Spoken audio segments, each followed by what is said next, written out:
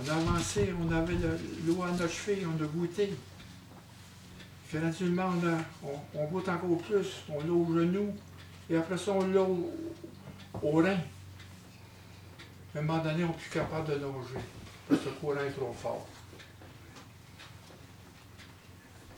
Parce que c'est Dieu qui agit, c'est pas nous qui agissons à ce moment-là, c'est son torrent, son courant.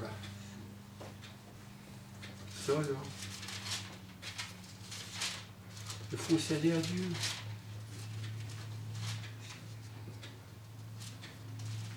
On va relire ce petit passage-là encore, la deuxième partie.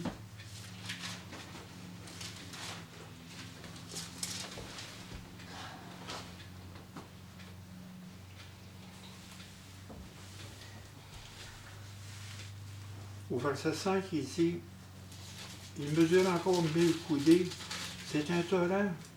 Je ne pouvais pas traverser car l'eau est assez profonde qu'il fallait y nager. C'est un torrent. C'est pas Isaïe, c'est Ézéchiel. Ézéchiel 47.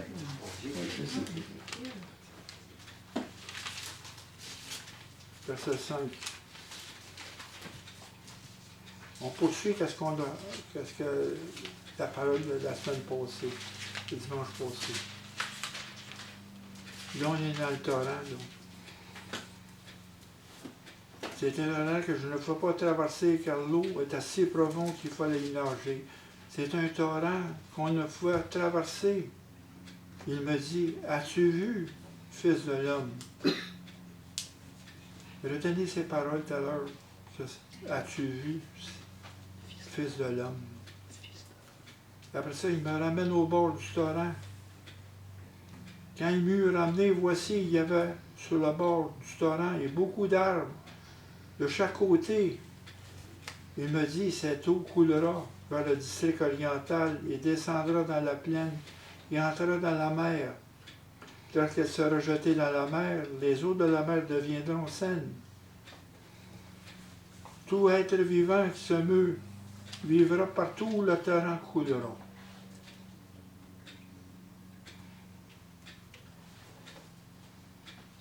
Partout que le torrent va passer, il va y avoir de la vie et de la guérison. Tant qu'on va rester dans ce torrent-là. Et ce torrent représente aussi l'évangélisation, où que l'évangile se répand dans le monde, ou qui va toucher le monde, le torrent. C'est une source de vie.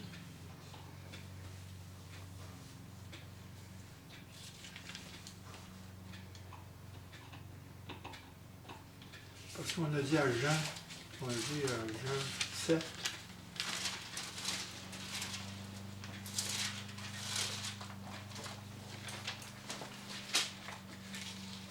verset 37, 38, si quelqu'un a soif, qu'il vienne à moi, qu'il boive, et celui qui croit en moi, des fleuves d'eau vives couleront de son sein, comme dit l'Écriture. C'est notre témoignage. C'est le témoignage. C'est des fleuves d'eau. Il dit cela de l'Esprit que devaient recevoir ceux qui croiraient en lui. Nous avons tous reçu l'Esprit de Dieu.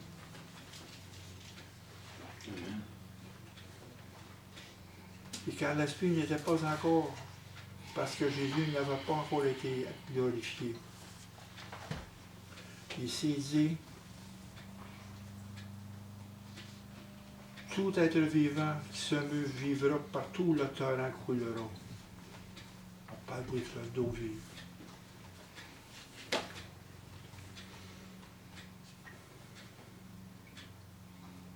Il y aura une grande quantité de poissons, car là où cette eau arrivera, les eaux deviendront saines et tout vivra partout où parviendra le torrent, où que tout le monde va accepter de recevoir l'Évangile. C'est ça qui est le torrent. La guérison. C'est dans le torrent. Quand il nous dit qu'il faut sortir du torrent, on ne peut pas nager. C'est parce qu'il faut laisser l'Esprit Saint, c'est plus notre performance. On ne peut plus nager. il faut laisser l'Esprit Saint agir en nous. L'Esprit Saint agir. C'est pour ça qu'il faut, comme on l'a fait un matin, chercher la face de Dieu. Demander à la puissance de l'Esprit de venir avec nous. Renouveler l'Esprit Saint. On a besoin d'un réveil, Amen. un renouvellement, guérison. C'est le torrent.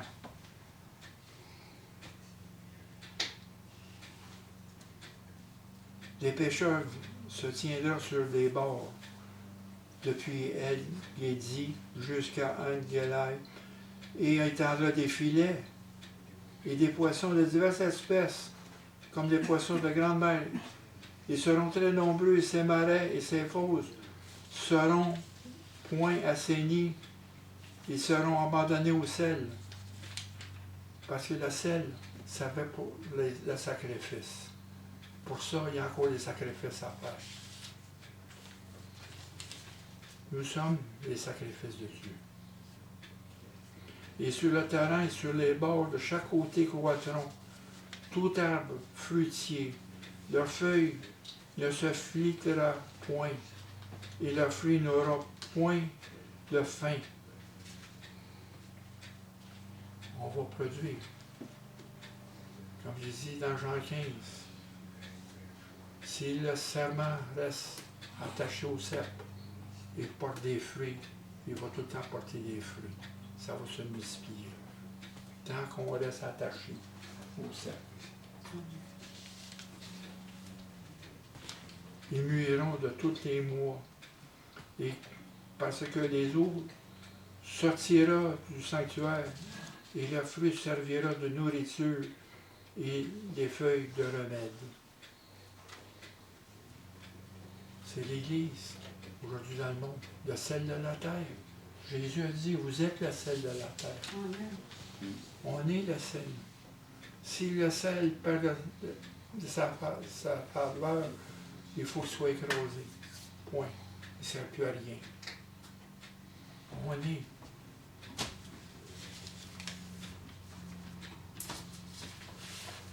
C'est pour ça qu'on dit, quand je vous ai dit que l'autel soit au centre de notre vie, c'est que dans le livre d'Ezra, je reviens encore, on parle de ça, tout ce qu'on a laissé. La première chose que Zorobabel a faite, avant de bâtir le temple, il a bâti l'autel. Parce que c'est sur l'autel qu'il offre les sacrifices. Et après ça, il bâtit le temple. C'est la même chose avec nous. Il faut que le centre, ce soit l'autel de Christ en nous, et que sur cet autel, ce sont nos sacrifices à nous, qui est cet autel, la consécration à Dieu. C'est parce que c'est là qu'il est le temple, le centre.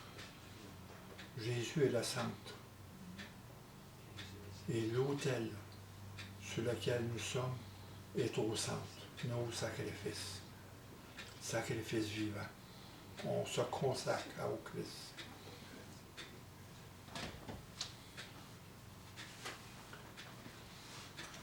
Et au verset 8, cette eau coulera ouvre le district oriental, descendra dans la plaine et entrera dans les mers. Lorsqu'elle sera jetée dans la mer, les eaux de la mer deviendront saines. Ça veut dire que la mer, c'est de l'eau salée. C'est pas d'eau douce. C'est comme Jacques qui parle dans la langue, dans ses épîtres. Des fois sortent de vous. Il ne faut pas qu'ils sortent des paroles douces et non pas des paroles assaisonnées de sel. Souvent on prie, mais on porte des malédictions sur ce qu'on prie. On juge sur ce qu'on prie. Si on prie pour un frère ou une sœur, il faut prier, il ne faut pas porter jugement. C'est pour ça qu'à ce moment-là, la fontaine d'eau devient en nous l'eau douce. Où c'est qu'on bénit. On bénit, on sanctifie pour Dieu, pour Christ. Parce qu'il dira, tout vivra par parviendront le torrent. C'est une inondation, interrompre pas l'inondation. Complètement, on est inondé. On est rempli d'esprit. La plénitude de Christ, c'est un torrent. C'est l'esprit qui est en nous. C'est pas nous qui agissons. C'est pour ça qu'il faut. Il a dit ici, il me ramena au bord du torrent parce que je ne fais pas nager. C'est pas dans nos performances que ça se bâtit l'Église. C'est par l'Esprit. C'est l'Esprit qui agit en nous. C'est pas nous. C'est pas nous. C'est par l'Esprit. C'est pas par la force, c'est pas par la puissance, mais l'Esprit, comme il dit dans Zacharie 4. Chacun de nous avons un appel. Nous avons quelque chose que l'Esprit a mis en nous pour apporter dans l'Église, pour bâtir la communauté. Chacun de nous.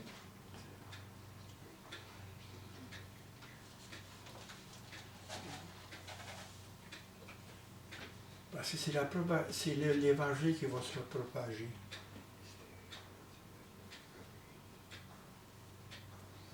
C'est l'Esprit Saint qui propage à travers nous. Christ est dans le monde. Christ agit dans le monde à travers son Église. C'est lui. Il faut se laisser. Il faut obéir. Il faut embarquer dans le torrent. Il faut laisser le courant. Et quand on dit on a le courant à nos chevilles, il ne faut pas se contenter de l'eau à nos chevilles, juste à sentir un petit confort. Il faut creuser davantage pour l'eau. Il faut creuser. Parce que l'Église a été bloquée par toutes sortes de différentes doctrines. L'Évangile, il y a eu des barrières à cause des doctrines d'hommes. Il faut débloquer l'eau, il faut creuser l'eau, il faut que le courant monte. Il faut prier pour la puissance de l'Esprit Saint. C'est ça le torrent. Prier pour l'Esprit. C'est ça qu'on est appelé, là. C'est pas juste s'asseoir là et écouter la parole. Il faut regarder en profondeur la parole. Il faut prier pour la parole. Il faut vivre la parole. Il faut fermer ça. Il faut vivre la parole. Sinon, c'est juste lettre morte. Ce n'est pas des écritures qui sont notre cœur. Il faut que ça soit gravé sur nous. Puis la première chose devant le monde, si une église est divisée, c'est pas invitant. L'amour, c'est la base de l'église. C'est la pierre de l'église. S'il n'y a pas d'amour, la charité, l'amour de Dieu, il n'y a pas d'église. Il n'y a pas d'église. Elle ne survivra pas longtemps. C'est une église d'hommes. C'est pas l'église de Christ. C'est l'église de Christ qu'il faut chercher.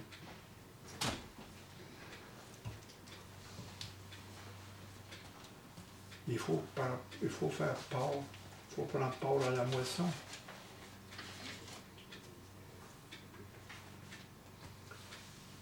Dans le psaume 46, versets 5 et 6, il est un fleuve dont les courants réjouissent la cité de Dieu. Le sanctuaire des demeures du Très-Haut. Dieu est au milieu d'elle. Elle n'est point ébranlée. Dieu la secourt dès l'aube du matin.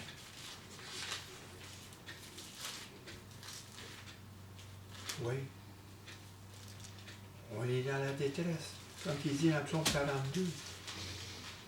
Pourquoi mon âme t'a battu? Pourquoi? Il répète ça 3 fois. Pourquoi mon âme t'a battu? Il y a des fleuves. On a soif de Dieu. Le fleuve de Dieu, c'est l'eau de vie. C'est un courant qui continue, qui nous soutient dans la grâce de Dieu et dans sa gloire et dans sa puissance. Continuellement. Il coule du trône de Dieu. Source de vie, Dieu le Père, Dieu le Fils, Dieu le Saint-Esprit. Et ce fleuve-là rafraîchit les croyants. C'est un rafraîchissement sur nous. C'est une bénédiction, ce fleuve de l'eau. Le fleuve, c'est un courant de bénédiction sur nous. Une manifestation de Dieu par son Saint-Esprit. Une protection de Dieu qu'on a. Parce que dans le monde qu'on vit, ça nous prend une stabilité. Ça nous prend une sécurité à travers les tempêtes. Et Dieu est là à notre secours. Parce que le fleuve coule dans la cité de Dieu. Et Dieu est au milieu d'elle. Elle n'a point ébranlé. Sa cité, c'est son Église. C'est son peuple.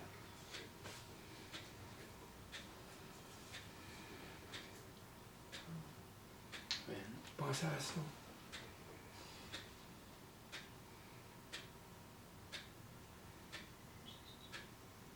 Il donne une stabilité.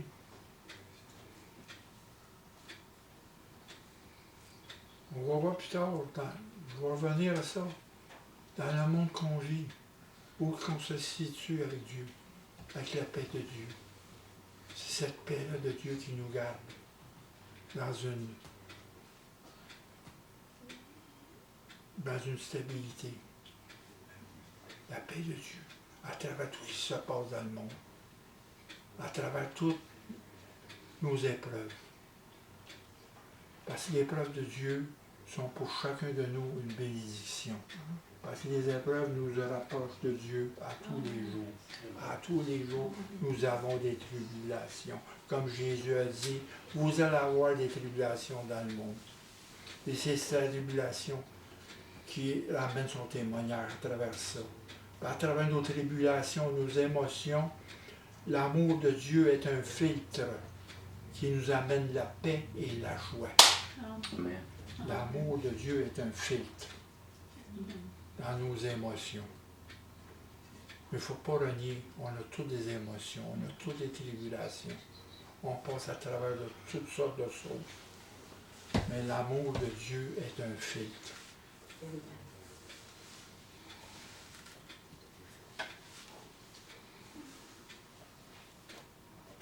Et au verset 6, quand il a dit, il me dit, as-tu vu, fils de l'homme? Là, il voit le courant. As-tu vu, fils de l'homme? Vois-tu? C'est qu'il donne à l'homme une vision. Il nous donne une vision du présent et du futur. Il nous donne une vision de la souveraineté de Dieu à travers tout ça, le courant, la souveraineté de Dieu au-dessus de tout. Parce que dans la vision du présent, c'est parce que le courant donne la vie à tout ce qui est mort. Donne la vie. Hein?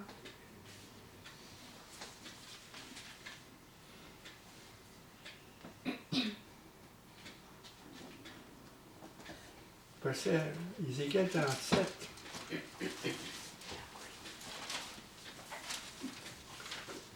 Verset 9 et 10.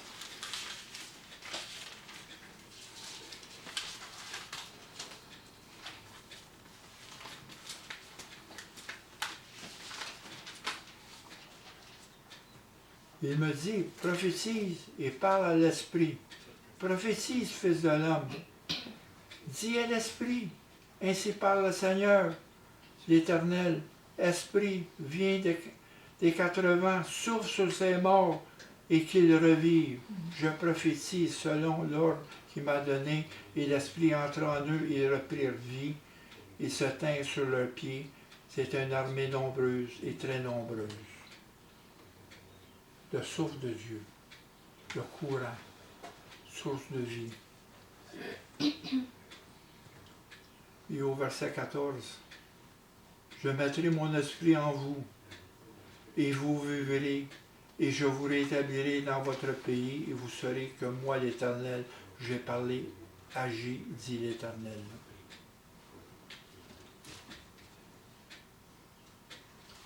Aussi,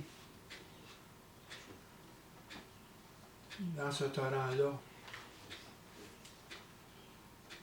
il faut regarder un maintien de la vie éternelle. C'est un maintien de la vie éternelle par son Saint-Esprit en nous. Parce que le Saint-Esprit nous a scellés pour l'héritage qui nous est promis. C'est lui qui va maintenir la vie éternelle en nous. Tant qu'on va se tenir dans ce courant-là, tant qu'on va se tenir dans le courant, tant qu'on va pouvoir avancer dans le courant, il ne faut pas rester juste à l'eau, aux chevilles. Il faut avancer. Il faut que le courant prenne. Ça devient de plus en plus fort que la puissance de l'Esprit. On a reçu l'Esprit Saint, mais il faut prier pour sa puissance agisse en nous, pour le témoignage du Christ. La puissance, le renouvellement de l'Esprit. Il faut être rempli de l'Esprit. Rempli de l'Esprit. Oui, l'Esprit ne se manifeste pas tout le temps, mais il faut prier pour qu'on se remplisse, pour les réveils. Il ne faut pas s'endormir. Il faut rester en prière. Parce qu'on peut être rempli de l'Esprit, mais l'expérience ne continue pas tout le temps. Et l'expérience est pour un moment, pour la gloire de Dieu. Mais entre ça, il faut prier pour élever la chose. Quand Jésus a dit, dans Isaïe, on dit, oubliez les choses anciennes, regardez vers les choses nouvelles, les choses que je veux faire. Il ne faut pas rester sur une expérience. L'eau à la cheville ou au genou. Parce que plus qu'on avance, plus l'expérience devient plus forte. Mais il ne faut pas rester sur l'expérience. Elle a servi pour un moment, pour notre chemin, pour d'autres, pour le témoignage de l'Évangile. Mais il faut chercher des choses nouvelles. Ça demande de la créativité. Dans l'Esprit Saint, il y a de la créativité, des changements. On va de changement en changement, de gloire en gloire dans l'Esprit Saint. C'est ça notre croissance spirituelle, le changement. On grandit dans l'amour, dans la charité. C'est ça qui est la base, grandir la charité. Que l'amour du Christ devient de plus en plus fort en nous. Et cet amour, au lieu de porter un jugement, nous amène toujours à la prière. Chercher la face de Dieu. Si quelqu'un a besoin d'aide, on ne juge pas. On cherche la puissance de Dieu.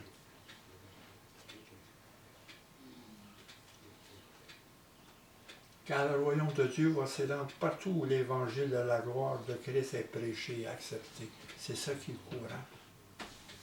À un moment donné, il faut débarquer du courant. Il faut débarquer quand le courant tourne. Il faut la place à l'Esprit Saint. Ah, vous oubliez ça, là? On oublie ça, de laisser la place à l'Esprit Saint.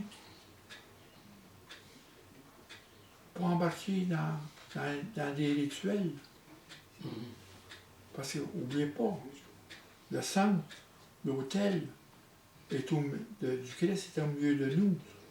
L'autel sur lequel on s'est sacrifié. Mais il y a encore, dans les hauts lieux des autels, nos idoles, là, sont encore là. Il faut que ces autels-là soient démolis.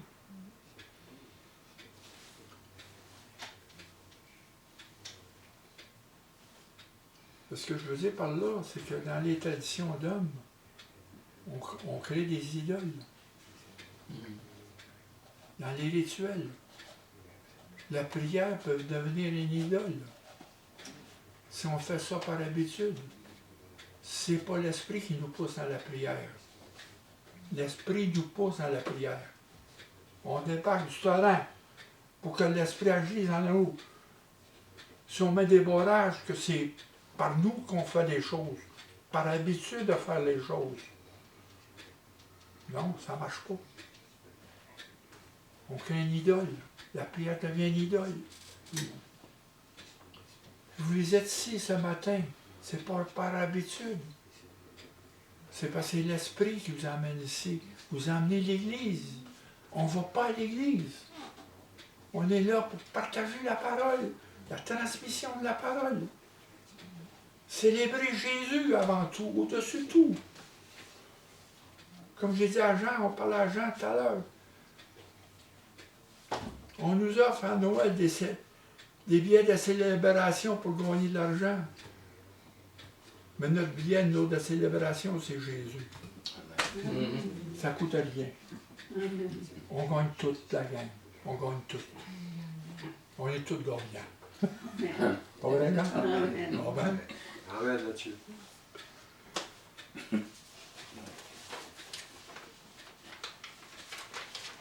Oui, là-dedans, on parle de la vision.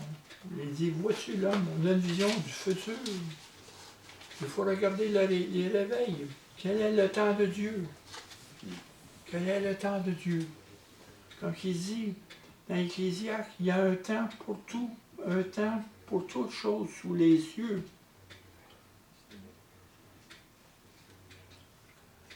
Il y a un temps pour déchirer, puis il y a un temps pour coudre. C'est ça qui est la guérison. Coudre. Qu'est-ce qui a été déchiré? Et ces coutures-là, c'est l'amour. Le fil, c'est l'amour qui relie toutes les choses de Dieu. Là, chercher l'amour avant tout. L'amour de Dieu et la fraternité. Les frères, qui en grec se traduit Philadelphia. L'amour des frères, la fraternité.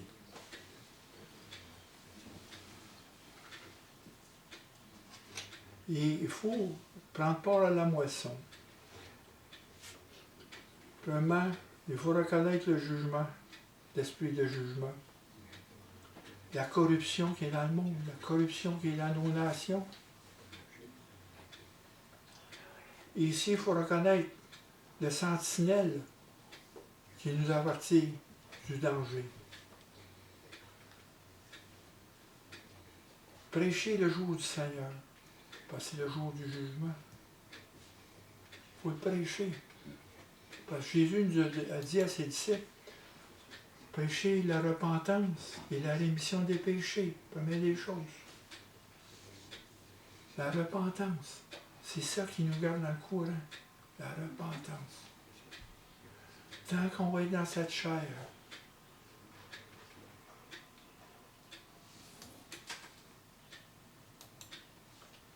on va pécher.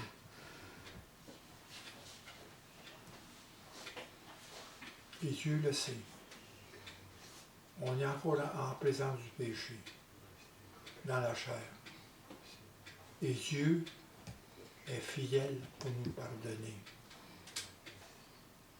Et il ne retient rien, rien. Tant qu'on se recherche dans sa... C'est pour ça qu'il y a des avertissements de ne pas laisser tomber. Il faut reconnaître l'esprit de l'avertissement qui nous avertit du danger. Parce qu'on est encore dans la chair. Il y a un danger là encore. Il est en nous. Le propre ennemi est en nous. Nous sommes notre propre ennemi.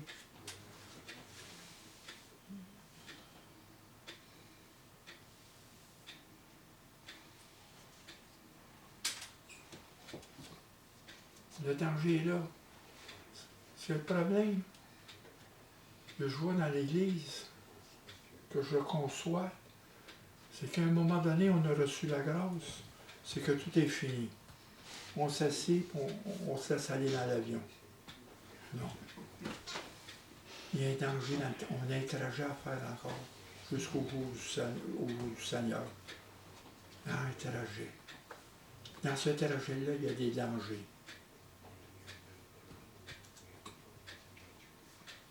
Il faut être ouvert aux dangers. On est dans un combat spirituel.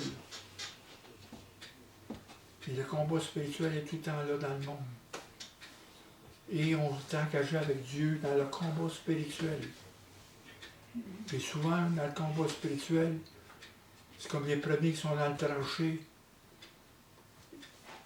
ils se blessent.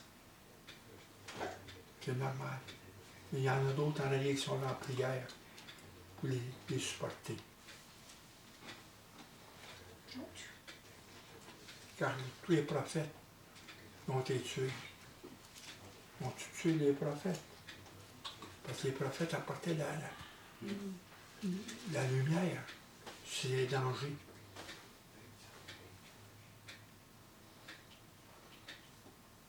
Parce qu'oubliez pas, c'est encore là. Ça, c'est dans la vision du futur. Depuis le début de l'Église, l'apostasie a existé. Déjà, Paul et Pierre parlaient de l'apostasie. Et de plus en plus, l'apostasie va venir des signes de la fin des temps. De plus en plus, il y a du monde qui vont tomber de la foi. Apostasie. Stasie veut dire position. Apo, c'est de. Ça veut dire tomber de. Et j'aime le terme en anglais qui dit fall away. Il est plus précis. On tombe d'une position. Notre position est en Christ, la foi en Christ. Mais si on tombe de là, c'est ça qui arrive. On tourne le dos au Christ. Ça, c'est les cas extrêmes. L'apostasie va devenir de plus en plus évidente. Donc, c'est par la prière et les jeûnes qu'on peut abattre les forteresses qui se présentent dans le monde et en nous. Et aussi, deuxièmement, dans ce torrent-là, dans cette vision-là, il y a une restauration. On doit être guéri. Quand il dit ici,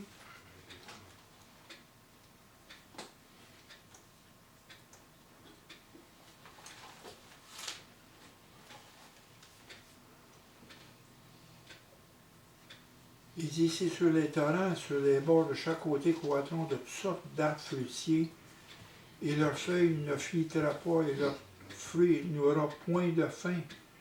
Ils mûriront, et tous les mois, parce que les eaux sortiront du sanctuaire. Leurs feuilles serviront de nourriture, et leurs feuilles serviront de remède. On parle de maintien de la vie, et de guérison, de restauration, de pardon. Il y a un temps pour déchirer, il y a un temps pour coudre.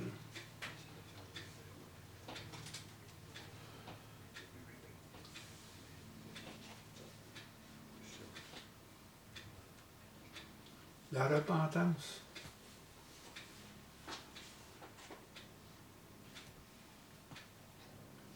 Dans Isaïe 42,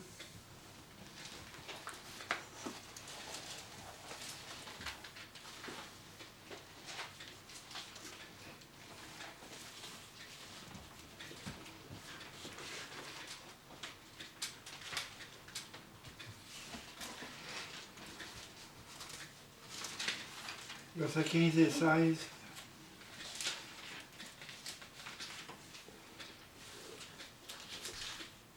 Je ravaigerai montagnes et collines, et je dessécherai toute la verdure. Je changerai les fleuves en terre ferme.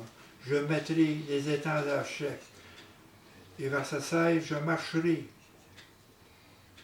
Je ferai marcher les aveugles sur un chemin qu'ils ne connaissent pas. Je les conduirai par des sentiers qu'ils ignorent. Je changerai devant eux les ténèbres en la lumière, et tous les endroits tortueux en plaine. Voilà ce que je ferai, et je ne les abandonnerai point. Le changement. La restauration. Oui, on est continuellement dans un changement. Quand on est venu, on a reçu Jésus, c'est le commencement de la conversion. C'est juste seulement le début. Et non. Parce que la conversion, c'est à tous les jours que ça se fait. Le changement.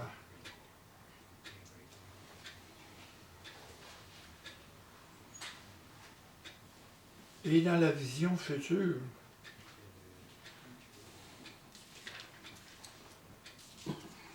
c'est que dans le verset 12 qu'on a lu tout à l'heure, les torrents sur les... C'est un retour au jardin.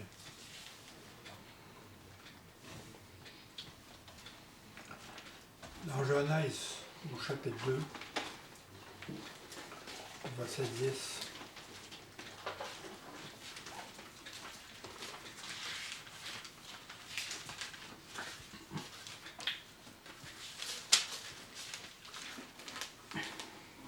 et dit un fleuve sortait d'Éden pour arroser le jardin, et de là, il se divisa en 4 bras.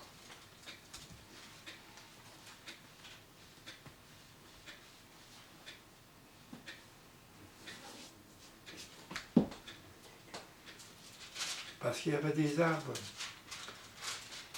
Quand il dit au verset 16, l'Éternel donna or à cet homme, tu pourras manger de tout arbre du jardin. Mais tu ne mangeras pas de l'arbre de la connaissance du bien et du mal, car le jour où tu en mangeras, tu mourras. Mais c'est ça, c'est qu'il y avait le fleuve qui sortait de l'Éden, qui nourrissait les arbres pour notre nourriture à nous. C'est même si que revient cette fleuve dans Apocalypse au chapitre